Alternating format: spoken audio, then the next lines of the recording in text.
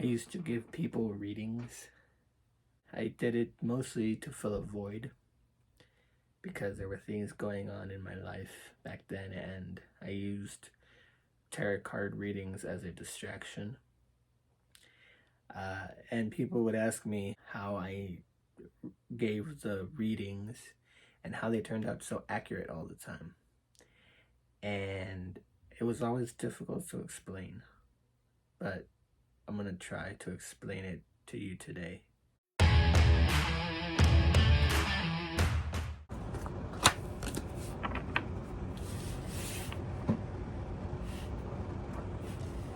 Let's say, hypothetically, the question that the person that I am giving a reading to is, will I find love in the new year? It's January right now, 2024. I'm going to just go ahead and get random cards from the pile, and I'm going to make a spread. And again, it doesn't matter if it comes out upside down or right side up. If it does come out upside down, just go ahead and turn it right side up. And okay, and once that happens, once you complete your spread, you're good to go. Okay, so I pulled out 10 cards. So this is my spread. The question was, will I find love in 2024? I want you to notice, first of all, that the cards that came out from my deck are pretty much all brightly colored. There's nothing dark in any of these that suggests any kind of negative response to the question. And that is our first sign that the answer for this person is promising.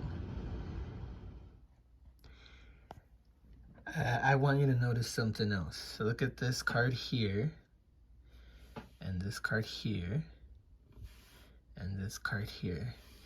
These three cards have something in common. That's they all have a bunch of stars. In pretty much every reading that I ever did, when this card came up, the answer was always a good one. Stars tended to be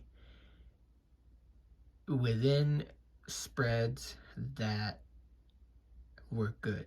So in other words, these stars represented success. Success as at whatever was being asked. So this one obviously is a lot of success. This one, success, and this one, success.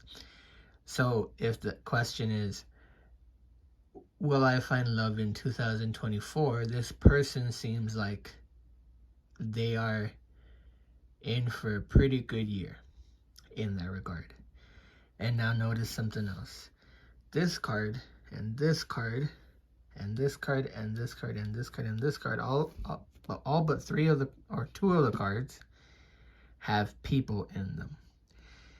This could either mean it's pretty much a certainty that this person will find someone, or it could mean that this person will find multiple someones. And how you can tell, how you know, is basically, for lack of a better explanation, it's a gut feeling. At this point, your gut has to tell you which one of these interpretations is the correct one. Now, whenever I was having to make an interpretation like that, it could go either way.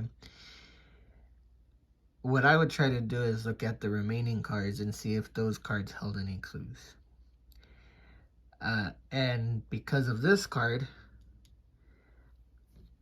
I feel like this person is likely to have multiple someones in the coming year. And one of those someones, if not multiple of those someones is going to lead this person to heartbreak. That would be this card here. But based on the cards in front of me, I don't see this person struggling to get over, this person. After a little while of having a broken heart, this person will bounce right back, because the other cards seem to suggest a lot of success in finding a relationship.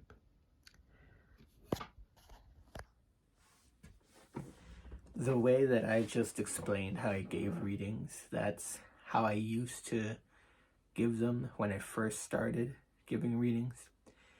But then I came across a reader that gave them a different way, and the way that she gave a reading to me really spoke to me. And so ever since that reading, I decided I was going to start giving readings the way that she gave readings, just to see if it worked for me like it did for her.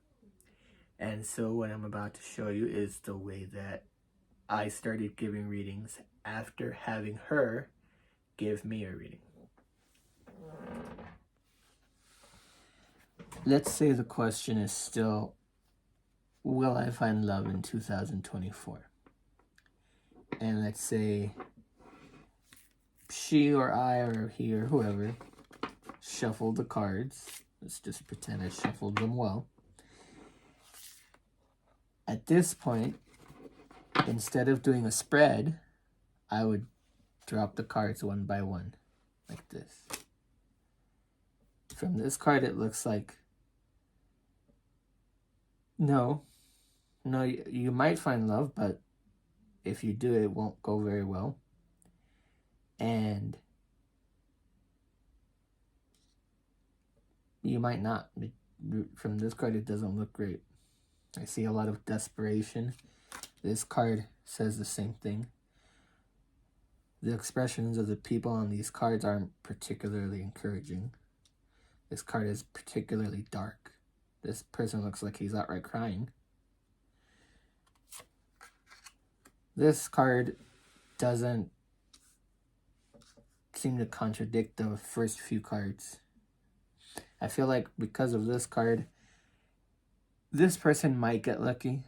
This person might get lucky and find someone, but if they do, it's not going to go well. Look at this card. Same thing. None of these are very encouraging. They're looking away from the reader. They're, they look depressed. They look like, they have something terrible going on. And so these cards in general are just simply not very encouraging. The way that I'm doing it right now is just for explanation purposes. It basically turned into a spread, but if this were in real time, giving a reading, I would have been going like this. Detail about the card. Detail about the card. Explaining what each card says. I'd just be going like this. But for most of these, it still doesn't look good. This is the first good card that we've had so far. This is not a spread. This is just me dropping the cards and seeing what I see at first glance. If I were doing it in real time, it would be a pretty fast reading. And then I'd continue telling the person what each card is telling me, what I see from each card, one by one, until the entire deck is done. Then the last card pops up, and then that's it. That's the end of the reading. So, at a certain arbitrary point, I would just have to tell the person, if you have any other questions, I need you to ask them right about now, because I'm running out of cards. When I run out of cards, the reading is over. It's pretty hard to explain properly how to give a tarot reading. What it boils down to is gut feeling. That's what it boils down to. I don't give readings anymore. I'm basically retired from giving readings. Not for any particular reason, I no longer needed the void filled that giving readings filled for me. So I just stopped. The last reading I gave was in 2022, I think. And before that, the last reading that I had given was in 2018. I gave readings about past lives. I gave readings about the future. I gave readings about relationships. And, I got great reviews from the way that I gave readings. But don't ask me how to explain any of this. I never even called myself a psychic. I never called myself a seer. The only thing I ever called myself was a reader. All I know is that the cards tell a story, and you have to let the cards talk. And I always hated it when people would volunteer information. Sometimes I wouldn't even look at their faces. Sometimes I'd prefer to give the readings through text message, so I don't get any clues whatsoever by their reactions. And I would always tell people, don't talk, don't volunteer information, just listen, let the cards talk.